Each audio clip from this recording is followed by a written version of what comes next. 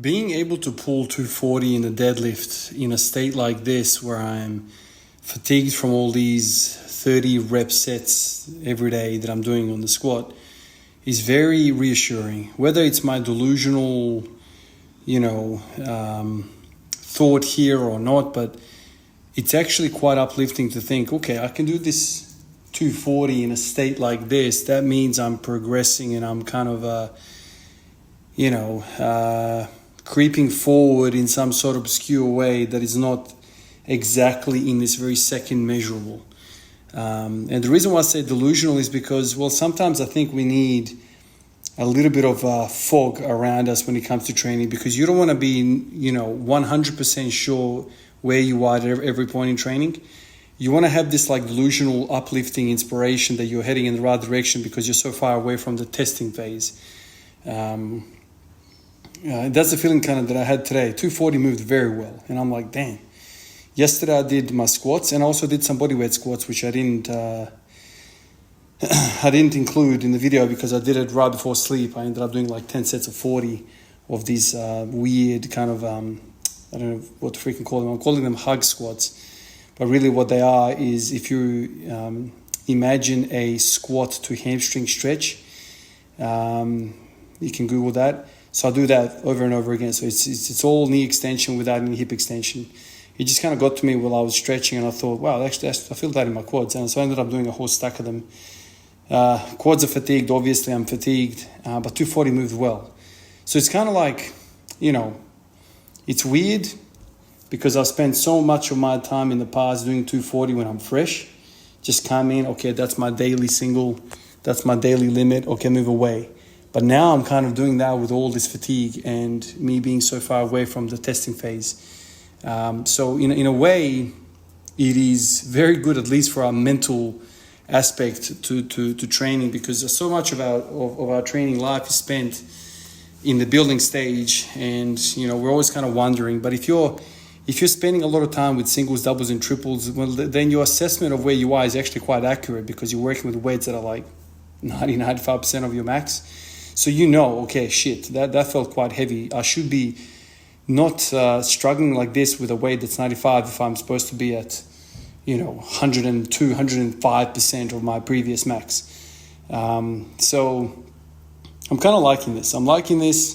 My body's feeling out. I'm literally, like I said in my yesterday's video, I'm pumped everywhere. My chest is pumped from all these daily bench presses. I'm doing all these tricep extensions, doing all these squats, and then the only thing that I'm doing that's heavy, single, is the deadlift.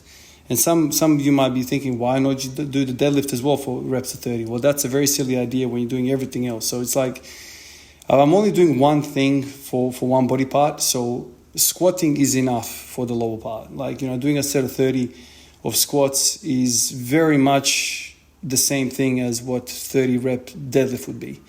So, I'm treating the deadlift as my only kind of feel towards heavy weight, and continuously kind of like working on that brace, working on that position. So kind of right now, all I have is the deadlift that I'm feeling heavy with. Everything else is light. And that 240 today, is a practice. It's a free throw. It's a practice shot. It's very much a feel thing. I would probably say there's very little training going on with that single, in the sense of building. This is not building. This is just simply practice. But I will tell you this though, so much of my time in the past has been spent thinking, why don't you just start off with a single every day and then, come back off, drop down and do your volume? And in theory, that sounds very, very nice, but it is actually a lot harder to do your volume work after a single. It's the nervous system. It takes a bit out of you, especially if you're using a fair bit of weight. It's a lot easier just to go to your working weights and just do that. You get a lot more out of it, and you're a lot more fresher. When you hit weights that are like 10, 20, 30 reps after a heavy single, yeah, sure, central nervously for that set, you feel kind of lighter in the set. But my God, when the set kind of goes on and on and on, it really does wear you out, because you've kind of primed your nervous system for heavy, short, powerful bursts, and then you are there 15, 20, 30 seconds into the freaking set and you're still not quitting. So it's kind of like mixed messaging for the body. So today, the set of 30, obviously multiple reasons, but for the set of 30, I actually felt freaking exhausted, man. Like it really took a lot out of me today. So if you're ever wondering why I don't do it, it's probably because of this reason, because I've done it in the past. And once you've done your heavy single, then, heavy weight, high reps is a bit of a struggle, man. I don't know. It's like, sticking your hand in very, very cold water and then pulling it out and putting it in very hot water. It's still very uncomfortable. Just because you're in cold doesn't mean that the hot is not going to be hot. But anyway, I think it's all about reps, like Tom Platt said. I truly believe that now. Reps. Climb up with those 30s, with those 20s, with those 10s. And if you make 5, 10 reps on whatever the rep range you're working on, if you put that many reps on that weight, once you get down to the singles, doubles, and triples, you will also get more work done there as well. You will PR there as well. That's something that George Lehman, for you OGs out there, used to preach as well. And I subscribe to that idea very much so now.